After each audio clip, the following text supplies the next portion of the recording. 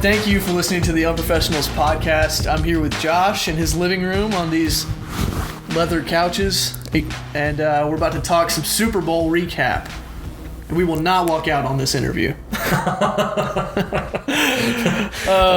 That was pretty good. So what did you think of the game last night? Oh, hey, well first we have some unofficial business to get out of. Why don't you give a shout out to our official sponsor? Yeah, I'm going to be passing by there in about 30 or so minutes. The old... I always want to call it the name that I made up for it, but it's the ExxonMobil hop-in off of North Arnold Mill and Trickham Road. It's our unofficial sponsor here at the Unprofessionals, and one day, just maybe, we'll have an official sponsor. Hopefully. But getting started with the Super Bowl, I think one thing we wanted to talk about first before we get into some more specifics, what did you think of the game overall, just as a Super Bowl? Like, obviously you can't put yourself 5 years ahead of now, but if you had to think about that, how do you think this game would play? It was, I don't know, there was some narrative to it, not to like get too deep on it, but I mean, you think about the path that these guys took to get here. There's definitely some storylines that were interesting as far as this could be the Sheriff's last game, which, by the way, I followed Peyton Manning his entire career. Like, that's a new nickname, because I have not heard that till like this year or last year. Yeah, I haven't either. So anyways, but I mean, his last game, that's a big deal. Cam Newton is like this new breed of quarterback, and those are like the two storylines people wanted us to believe going into this. Those are the two things that people wanted us to talk about. It was like, this is Peyton's last game, and Cam Newton is this rising superstar, the LeBron James of football. And then there's also, but I think the thing that was not talked about, and I actually brought this up to you, was the Broncos have the best defense in the NFL. And that is usually the team that wins the Super Bowl. The Giants, when they played the Patriots in 2007, they won because they could get to the quarterback. And so to me, that was like going into the game, I was like, that's the storyline that's most important here, is that we're discounting the Broncos defense. So, but I think if you look back at the game 5-10 years from now, what you'll remember about it is it was Peyton Manning's last game. Right. I hope. Yeah, me too. Please don't go play for some other team next year. But right. I think that's the only thing we'll remember about it, because honestly, it was kind of a crappy game. I mean, I heard a stat, Peyton Manning had 12 straight 3-and-outs. And I'm not that ashamed to say this. I was working on some work in school during the game, because it's like the game was pretty boring except for the fumbles and like the defensive touchdown and Cam flopping on the sideline when the Broncos scored that last touchdown. But I mean, it was still the Super Bowl though, so you still had to watch all 4.5 hours of it, or however long it was. But I think the only thing we'll remember about it 5 years from now is not the specific game or any aspects to the game, because there wasn't a great ending. There was maybe a couple memorable plays. But I think other than that, all we're really going to remember about it is that it was Peyton's last game. And to me, that doesn't make for a great Super Bowl. It just made for kind of a cool story, and he's walking off into the sunset. But you think about like last year and a couple of the Patriots, Giants Super Bowls, the Steelers against the Cardinals. There's been a lot better Super Bowls as far as the game over the last 10 years, other than this one. You're definitely right. The thing that's going to be remembered is Peyton's last game. Then that's kind of unfortunate, because I was hoping for a better game, but overall it was not that entertaining. Start to finish, it was pretty forgettable. It showed again like the importance of defense. I think that's going to be the thing that people bring from this for future reference. But it's overall a forgettable game. For you, what was it? What you expected going into it? We talked a little bit before the game about, like, I just wanted to text you guys and see, what you thought. Did you see what you thought you'd see? I saw a Broncos defense that, like we briefly discussed, is a fantastic defense. And if I was a great podcaster, I would have done the research, but I'd be interested to see a statistic showing basically like the opposing team, how many points per game they put up, and then the defense that played them in the Super Bowl and how low they kept them to, because there was a 20-point difference between what the Panthers averaged during the regular season and I'm pretty sure during the playoffs of about 30 points, and then they only scored 10 in the Super Bowl. And granted, it's just one game, but just what the Broncos did, beating the Steelers, the Patriots, and the Panthers. And all three of those teams, if you had asked me before the playoffs, I would have said, yeah, overall, those three teams are better than the Broncos. Right. And somehow the Broncos beat all three of them. And I think it's more of a testament to, obviously, how great the defense was, but that Peyton Manning didn't completely screw them with how bad he is. I mean, he wasn't like... I mean, he was pretty bad. Like, some of those throws were just lame ducks. Like, I feel like any of us, I'm not going to say we could throw better than him, but like some of those throws were just like he threw them and they were just kind of floated in the air. And right. The one where the guy caught it with one hand or whatever to intercept it. But I think that's all that I really remember from it is just how great the Broncos defense was. And I besides the Seahawks and maybe the Steelers, I haven't seen a defense like that over the last 15 years and the Ravens that I can just remember just being that great and that dominant. Right. And you mentioned it, you touched on it for a second. I guess transitioning now, like thinking about how the Super Bowl did end up, how the Broncos got there. You really don't expect it, but if you look back, like how crazy is it to think that Vontaze Burfict hit on Antonio Brown really decided it? I think it altered the way this postseason could have gone. Because if you think about it, if Antonio Brown's in that game against Denver, the Steelers probably win. Heck, if the Steelers have their second or third string running back, they might win. So, like, then all of a sudden you've got Steelers and Panthers. Like, that might be a 45-42 kind of game. Yeah. Because they're very similar teams in that they've got high-powered offenses, pretty good defenses. But it's weird how that one hit on Antonio Brown changed the story of the playoffs. And I guess not a lot of people are talking about that. But do you think that's true, or do you feel like this would have happened either way? I don't know. And I guess if we're just going to do that thing where we rank the teams, I think the Steelers at full strength, I would still put them behind the Patriots and the Panthers as far as quality teams. So who knows if they would have even gotten past the Patriots in the AFC conference championship game. So I don't know. I play that narrative game sometime in my head, like, what if this player had been healthy? Because you could say the same thing for the Patriots, and you could say the same thing for the Panthers with Thomas Davis, I think his name is. They got the weird broken and Kelvin arm, Benjamin, like a zombie guy. And did you see the picture he posted today? No. He posted a picture of his broken arm. It's like this freaky long scar that looks like, the laces on a football? That's what his scar looks like. Oh my gosh. It's all the way down his arm. It's disgusting. So if you play the whole injury game, like, maybe the Patriots would have been better than them if they had a healthy offensive line and a healthy running back. Like, who knows? I think it was just incredible that the Broncos somehow made it to the Super Bowl with a great defense and a formerly great quarterback as far as skill. And it was just incredible to watch because rarely do you see a quarterback as poorly as Peyton Manning played throughout the regular season and into the playoffs make the Super Bowl and actually win it. Yeah. Like, we've seen bad quarterbacks make the Super Bowl. Rarely do they win it when they're this bad. Yeah. And I think that's kind of the interesting thing because you look on the other side. I think Cam won the MVP. Was it the night before the Super Bowl? I think it was either the night before or 2 nights before, but he had his Super Bowl cleats on or his MVP cleats on. And that was the most interesting thing of the game was just how, and it wasn't like Cam was awful. I mean, he wasn't good, obviously, but it's just like the Broncos defense was so good that they basically just made the MVP just look like an average quarterback. Right. And they just completely took him out of his element and they were bad. Right. So to put this game in perspective long term, just thinking about you, because you kind of contrasted there the two quarterbacks, how they played, which neither of them played well. No. Obviously.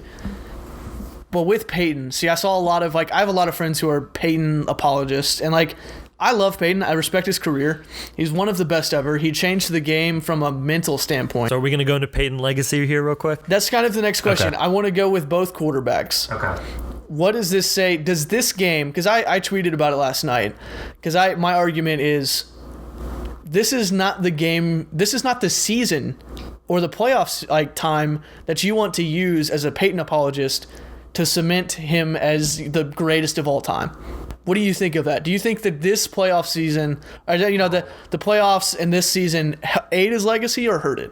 Because he won a Super Bowl, but... I mean, I think it helps it a little bit, but as far as greatest quarterbacks of all time, I still wouldn't put him in the top 2 or 3. So who's your... I mean, obviously this is a funny conversation to have, but who's the top 2 then for you? top three. It's definitely Brady is at 1 for me. It's not even close. Yeah. His disclaimer: you're a Michigan fan. Yeah, but I mean, he didn't play at Michigan. I'm just looking at his prime has been since 2001 now. Yeah, and he hasn't stopped. Like he had the 1 year he was hurt, but he's been unbelievable since. 6 Super Bowls, 4-2 in those Super Bowls, and I this doesn't count as being in the greatest of all time, but all his Super Bowls were really good. Yeah, they were all entertaining, and so that doesn't matter as far as greatest quarterback of all time. But the contrast of that is Peyton is the worst Super Bowl quarterback of all time from a statistical standpoint. Yeah, exactly. And I mean, he still won 2 Super Bowls, and that's great, but if he had ended his career with not making the Super Bowl obviously not but not winning this one, it wouldn't change his legacy as much as it would for basically every other quarterback in a Super Bowl, just because he didn't have a massive impact on it. I mean, he still obviously had a part with leadership and all that stuff, but as far as, greatest of all time or whatever, his stats are fantastic, but as far as greatest of all time, it's still Brady for me, and Peyton doesn't really, get close to that with this game. Right. Yeah, I agree. I mean, I always say, just real quick, I mean, like right before I start talking. It bugs me. Anyways, it's true. Like looking back on this game, you're going to look at Peyton and say, okay, he won 2 Super Bowls.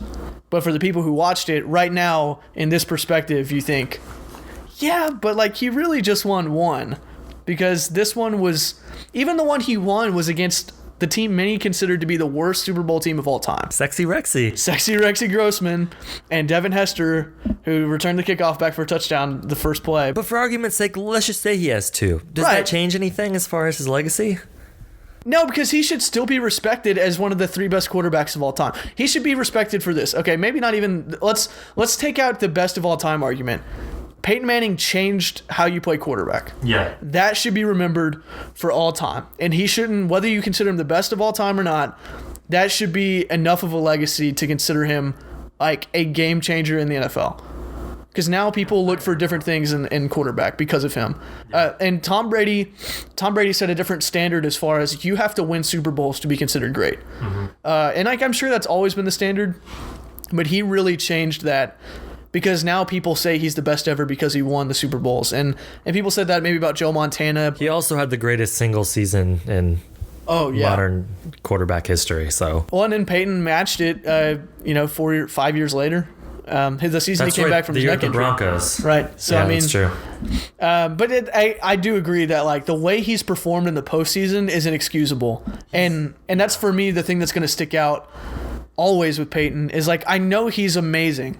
But at some point, we can't blame the fact that he sucks in the playoffs on he never had defense or he never had talent around him. Yeah. Like at some point, that has to be on the quarterback. I think you see how much the defense matters. Like if he had just can't, let go and kind of like let the defense do their thing. Like he won the Super Bowl this year. Probably, I mean, not probably. Most definitely, it was his worst year ever as a quarterback, and he won the Super Bowl. So to me, I guess if you're gonna, kind of compare and contrast Brady and Manning, it's as simple as Brady's probably the most clutch quarterback of all time, and I wouldn't put Peyton in my top 5 as far as it's just who I want on a final drive. I mean, I gosh, off the top of my head, I'm awful with like historian stuff here, but I would take Bradshaw. Terry Bradshaw. Yeah, dude, Terry was great. Okay, I'm totally brain farting here. Name some of the best quarterbacks of all time. Joe Montana. Oh, I would take Joe Montana, Steve Young. I'd take both of those guys over Dan Peyton. Marino, John Elway. I would take Elway over Peyton on a final drive. Okay, yeah, I would take Montana, Elway, Brady, definitely on a final drive. I know Marino never won a Super Bowl. Maybe I don't know enough about his playoff stats, but Marino's got to be in the top 5. Exactly. So like you're getting like you start thinking about it there, and let's not go and rank him, but I'm saying I think his legacy isn't changed that much by this Super Bowl. He's still fantastic, one of the greatest quarterbacks of all time. Like you said, he changed the game as far as the way it's played and the audibles and all that stuff.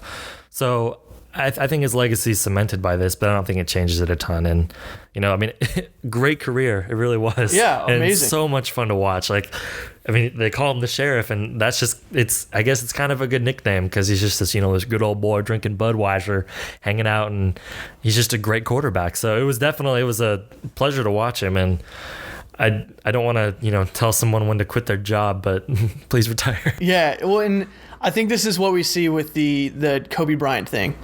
Because this year, because the difference, I guess, between him and Kobe is this year Peyton had something to gain in that he won a Super Bowl. Yeah. Like you could argue that this is the Super Bowl where the winning quarterback did the least amount to improve his legacy, which is a weird thing to say. But with Kobe, it's like there's literally nothing you can do to make your legacy better this year. Like, literally, you are only hurting yourself if you continue to play. So that's why I don't want to see Peyton come back, because it's like, at this point, you've won a Super Bowl. You can only damage what you've done if you move forward. Yeah. So do you want to go kind of moving in a different direction? Do you want to go the Cam direction, or do we want to talk about the halftime show? Do we want to go happy or sad? Let's take a halftime between talking quarterback legacies. Okay. And let's talk halftime. What do you think of the halftime show? I'm trying not to overreact and like scream here or anything like this. Yeah. One, I want to say we were very, very close to having one of the greatest internet meme moments of all time when Beyonce almost fell. Oh, I thought I was the only person who saw that. I just want to say, I think the two most athletic things that I saw all night was Von Miller's strip sack, whatever it was, of Cam Newton, and then Beyonce somehow not falling over. She was in like these ridiculously long heels. She was jumping from standing up into like a squat position, leaning backwards while singing and dancing in like a choreography thing, and like falling backwards somehow, kept singing, kept dancing, doing whatever she was doing, and didn't miss a beat. Right. It was incredible. I mean, like, Beyonce's incredible, but it's just like I've never seen anything like that before. It was almost like that can't happen to Beyonce. Exactly. She just it's like what's the show where the guy can't take a bad picture? How I Met Your Mother. Neil Patrick Harris. He can never take a bad picture. Yeah. And even when she falls, like there's not going to be a meme made about that because nobody would do that. Like, it just won't happen. Dude, the internet's freaking harsh. They roasted Cam Newton, dude. But have you seen a meme about that yet? It was hard to tell. And think about the Super Bowl parties, right? No one's really ever paying full attention. Yeah. And I think we were, because the Super Bowl was the best part of the whole thing. Or I'm sorry, the halftime show was the best part of the whole thing, yeah. And so I don't think it was apparent to everyone unless someone made a comment about it. Yeah, I guess the funny thing is, like, if that's Nicki Minaj, she totally falls over. She's done. And that is meme after meme of Nicki Minaj. But it's Beyonce. It was great. I liked it. I was a little disappointed, and I know Bruno Mars is great. Yeah. I don't know why they had to throw Bruno Mars in there. He was there last year, wasn't he? Yeah, maybe. No, he was there for the Broncos Seahawks one. He was there for one of them. But they advertised it as last year was Katy Perry. Yeah, okay, so he was here. I think he was there for the Broncos Seahawks one. But they advertised it as Coldplay, and like, I thought Beyonce was going to sing the song that she sings with Coldplay. I thought that was what her role was going to be, but it was going to be mainly Coldplay, because you think about when they've had like alternative bands on, like whether it's The Who or, Bruce Springsteen, it's like them only. And I don't think there were any cameos, if I can remember correctly. Like, they do cameos for like pop artists and, rappers and all that stuff. So it was kind of weird to see. And I mean, they did it great, right? They didn't mess it up. Like, it was fantastic. Like, they were all singing together, they were singing the Bruno Mars song all together. Yeah. It was pretty cool. Yeah. See Chris Martin, Beyonce, and Bruno Mars all singing together. So, I mean, it was unbelievable. But I guess if I had to, pick one problem with it, it would be, I think, too many people on the stage. I would have been fine if it was just Beyonce and Coldplay. But yeah, I'm with you. Like, I get what they were doing. Like, it seemed like they were trying to pay homage to, like, because you kind of get like the Michael Jackson vibe with Bruno Mars. Like, his dancing was dope, though. Yeah. So I feel like it was almost representing like the acts that have come before them, because you had like the alternative act in Coldplay that represents like every other white alt band that's ever been on stage. And then like, I mean, you don't want to get into there's no like race part of it that I'm trying to make about it, but it's just cool. Like, I think having all three of them was a way to, because they had the slideshow, or like the reel of just past shows, which got me a little teary-eyed. But I think that's how you pay homage to it, because if you're going to bring out those three and try to like, see, I don't think they were trying to pay homage with those three. I think they just called Bruno Mars and he said yes, and I think they had him there. I mean, the way they strung the three together was fantastic. Like Coldplay was great, as they always are. I mean, I think people have, some of the stuff I've seen, people were saying like, Coldplay's all right, and Queen Bee, and I get that. Beyonce's like this, icon, and everyone's always gonna love most of the stuff she does, and for good reason. She's fantastic. Besides the fact that she's married to Jay-Z, I don't know. That's a whole podcast in of itself. But I feel like there's a book coming about that, like 50 years from now, like why Beyonce really married Jay-Z. But it was just, it was fantastic. It was really happy. It was kind of like this nice break. I was looking forward to it as they were going 3 and out, 3 and out, 3 and out, fumble, 3 and out field goal. And it was like, oh. And then you just get Coldplay and Beyonce and Bruno Mars. And it was just a great little break in between the monotony of defensive football. I think that what you just said is key. I don't think this halftime show will be remembered very well. Like, I don't think that anything memorable happened other than the fact that it was the halftime show of the 50th Super Bowl.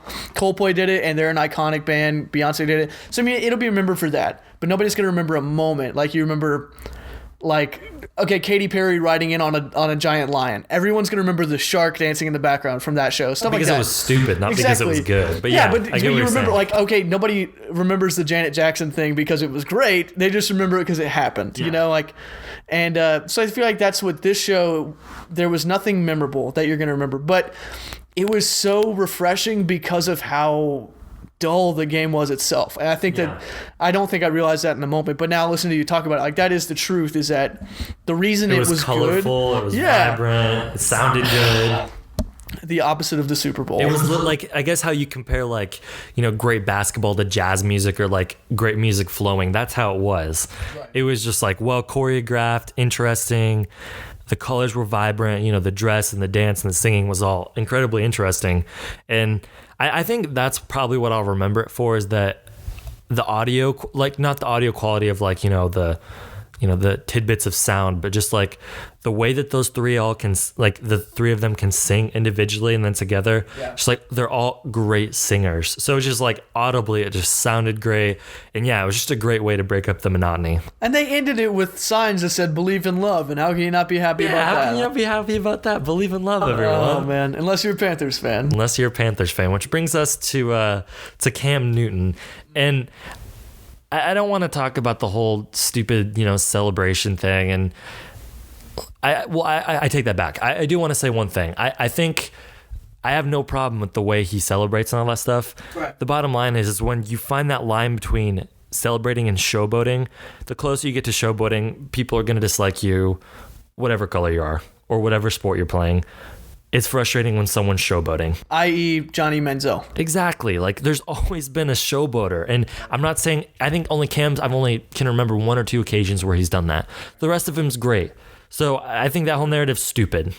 I just wanted to kind of get my thoughts on that out of the way. But as far as him in the game, obviously he didn't play that well. But what did you think of the whole press conference thing, right? Because he's being kind of pushed forward, and rightly so. He's probably the best player in the NFL, as the NFL's current great player. He's the MVP, Super Bowl 50. He's playing in it. He obviously didn't win, but moving forward, he's the guy. So I know there's like all these subtle audio clips to where you can hear, Broncos players talking in the background and all this stuff. But at the end of the day, the dude got up and left. Right. That's something losing quarterbacks haven't done, especially in recent years. You think about Russell Wilson and how classily he handled it.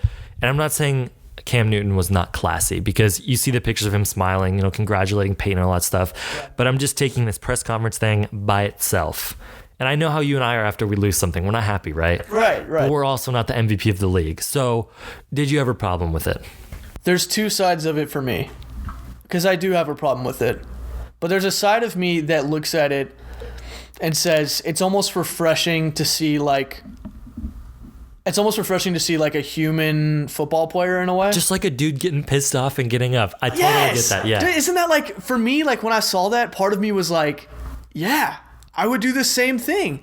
Like, part of me is like the kid in me that loves sports is like, yes, everyone who's ever lost has had that moment in their life, or everyone who's ever played sports competitively has had that moment in their life. We're kids though. Right. And so that's the balance there. That's the other side of it for me, is as a man, like, and LeBron James had a quote afterwards. I read it, I don't know, somewhere on Twitter, and I thought it was really profound that he said, he was like, I've been there. I get why he did what he did, but as a man and as a leader, you have to answer those questions. He's like, I get it. That sucks. I hate it.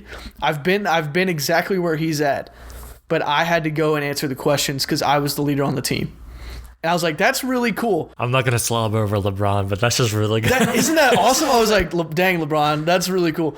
So, I mean, it's a learning moment, right? It's not going to define the dude's career. I don't think it should. No. And if it did that, that would be stupid. That would be a stupid way for him to do his thing. And I guess you look at the flip side and it's like, okay, well, how do you want him to act?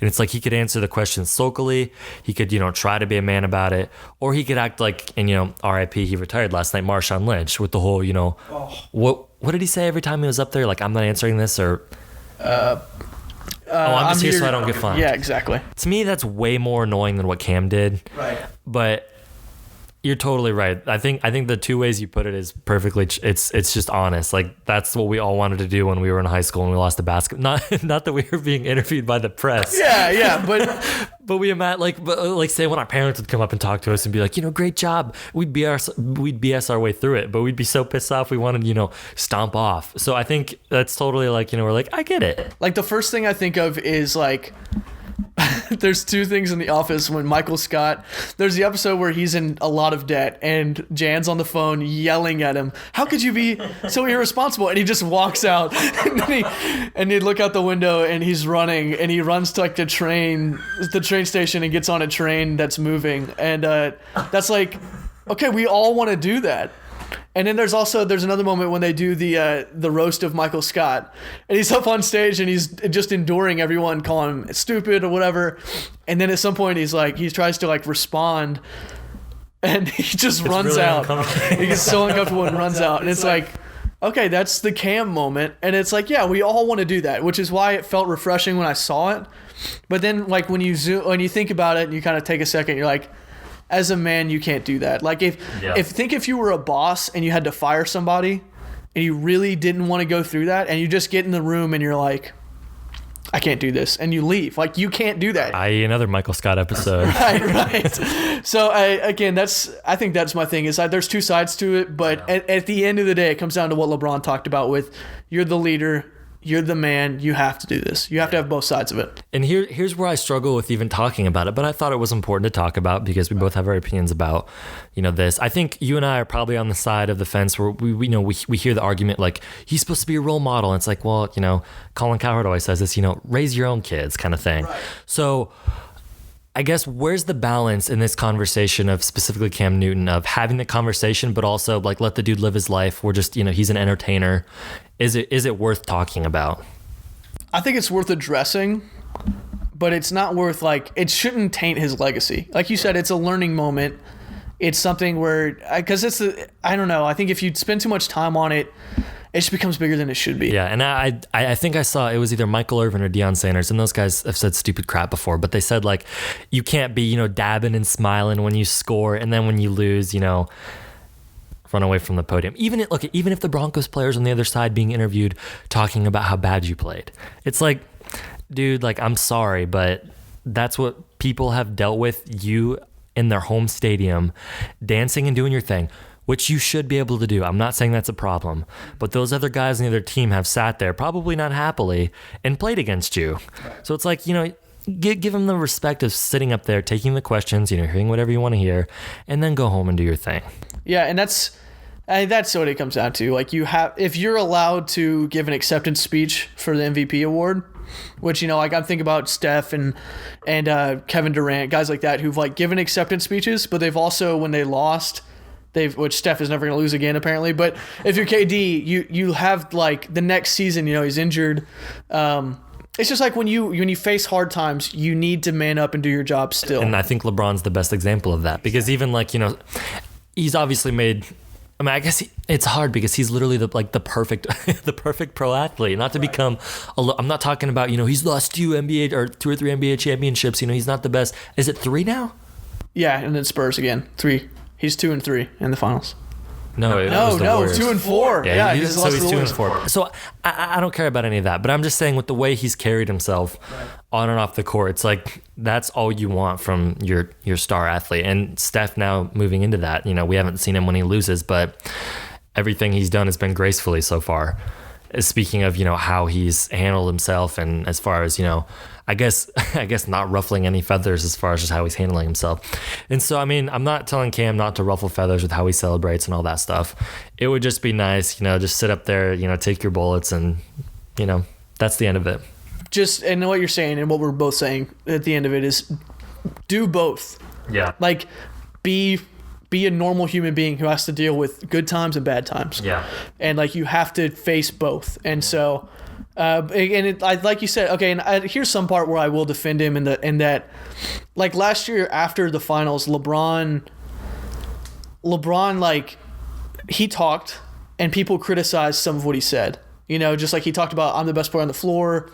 And he just said some things that rub people the wrong way. Yeah. So I get it from the perspective that, like, okay, we need to give these guys credit that, like, after losing the most important thing in your professional life, like after failing at one of the most important goals of your life, you have to go out and respond to questions that are usually like, how did you feel on that just questions that are usually stupid. Yeah. But again, it comes back to like you gotta do both. You gotta be a man. And it's everyone doing their job, right? The journalists are there doing their job. You're there doing your job. And so, yeah, I think that's a good way to put a bow on it as far as the Cam situation. Right. I'm trying to think if there was anything else. Well, I guess the other thing, we talked about Peyton's legacy with this, and like for Cam moving forward now all of a sudden does it become can Cam win the big game thing? Like, is that about to be Cam's story or what? I don't want to get into the KD's thing, but I'm writing something now, and I'm talking a little bit about, it's weird how the narrative of KD isn't the same way it was with LeBron in year 8, which I think KD's in year 8 or 9, and he's had obviously one injury year, but there's just not pressure there. And maybe it's because he's not the best player in the NBA. Right, it was LeBron, and then as soon as KD was getting up there, Steph just became a freak. So he's not the best player in the NBA. But I wonder if KD and Cam will be kind of the same thing there. I wonder if maybe Cam will be the best player and the best quarterback in the NFL for the next 5-6 years, and he will have that pressure on him. But it just kind of feels like, maybe Brady's kind of peaking and coming to the end here. He obviously is. Aaron Rodgers maybe he's doing the same thing. So I'm wondering if maybe there'll be a couple years of Cam, is he going to get back? And then he'll just kind of fade away and be still one of the best quarterbacks in the NFL, but he might just not have that same pressure on him. Right. Like LeBron did when he was trying to get his first title. Yeah, I could see that. And I was actually thinking about this on the way to work this morning with LeBron. And I think it's important because someone like the Peyton LeBron, or the Peyton and Cam comparison and the LeBron and KD comparison, I think is fair. It's fair to mirror those in that, like, as soon as Peyton came in, like, people doubted Cam, even though he was the first overall pick. It took until this year. Yeah. But he's still, like, people just said he was a good stat guy. He wasn't actually a good quarterback, I think, until this point. And I was in that camp too. Like, he totally proved me wrong this year. Well, and I've thought and I would be lying if I said, like, I thought he was one of the 5 best quarterbacks, but I definitely thought he was, like, underappreciated. So you thought he could be a Super Bowl winning quarterback of an NFL team? I think so. I had never said that out loud. You hadn't said no to it. Right, yeah. If you had asked me if Cam could win a Super Bowl, I would say yes, yeah. Yeah. I guess the thing that's a difference, because I was thinking about Tim Duncan, okay? Tim Duncan missed a layup in Game 7 of the Finals, 2013. When they lost on the Ray Allen shot in Game 6. Yeah. In Game 7, he misses a layup that would have tied the game. That's right. And so, but nobody criticizes Tim Duncan for missing that layup. Well, he had won, like, 4 or 5 championships at that point. And then I realized, I was like, the difference between those two is LeBron, from the moment he became a senior in high school, was the chosen one. And, and what's more than that is LeBron welcomed that title.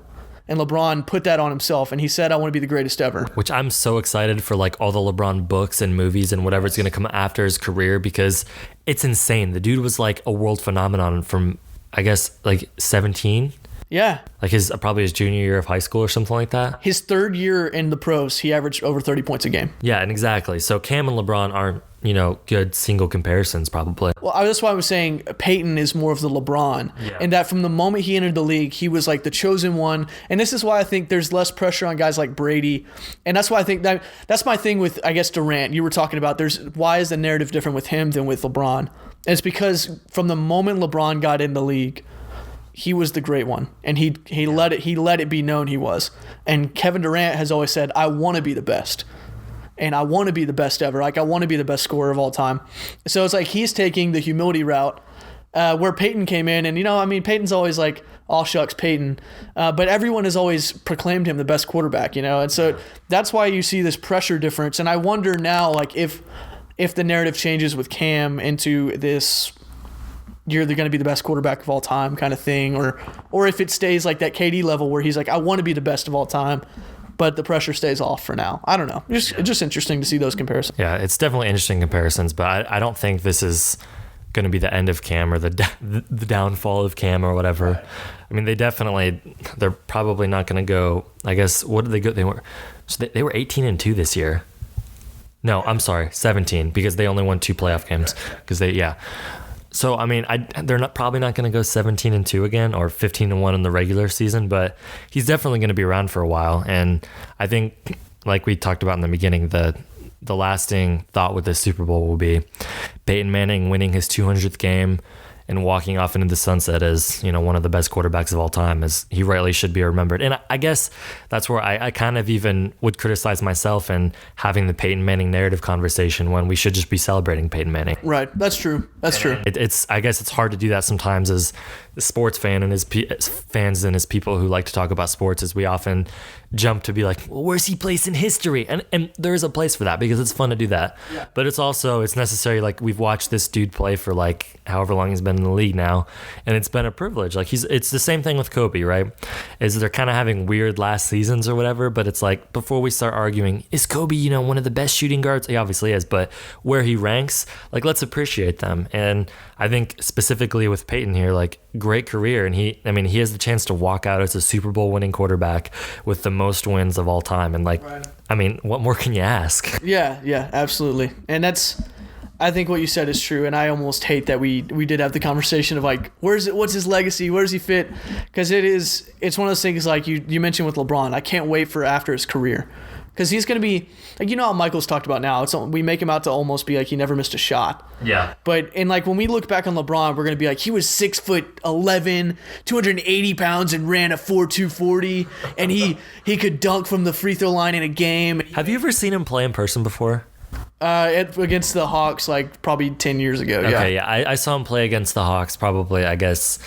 He was still with the Cavs, so it was probably like 6 or 7. I just remember, and I was probably like 15 rows up, so I was still kind of close. I just remember being stunned at how wide that dude's shoulders were, and then how fast. And there's plenty of time to talk about LeBron, but yeah, I get what you're saying. Is like, it's kind of being cynical of ourselves, but just a celebration to a great career. Yeah, I hear so many people, and maybe I should stop. I hate on Peyton because I have friends who are like avid Peyton apologists, but I'm the opposite with LeBron because so many people hate on him. Yeah. And I'm like, man, you need to appreciate that we're watching one of the 5 most talented basketball players of all time. Yeah. Like, not every generation gets that. Maybe they do. Maybe Anthony Davis, maybe Steph Curry is this next generation. We're going to see it again. But not everybody gets to see what we've watched with LeBron. And the same thing goes, I guess, sorry, we've turned this into a basketball podcast. Yeah. But all of that to say, we've seen that with Peyton now for almost 20 years. Yeah. And that should be respected. And no matter how he played this season, he should be remembered as someone who changed the game. Yeah, I think that's definitely a good kind of a bow to put on it as far as, the Super Bowl, and specifically the main point of this was, Peyton Manning's legacy and how great he was. So I think that is it. That is all I have. Yeah, check us out on Twitter if you want to read the stuff we're putting out. Some basketball stuff is coming from me this week, and Josh is going to put out some articles as well. What's the next one you're putting out? I have a spotlight article ready to go talking about the balance between a great movie and a great story when it comes to factual depictions in movies. So we got some good stuff with NBA season coming to the All-Star break and Oscar season coming up, so it'll be good. Yeah, check us out at Unprofession and www, as if anybody does that anymore, unprofession.com. And yeah, thanks for listening. We appreciate it, and we'll see you soon.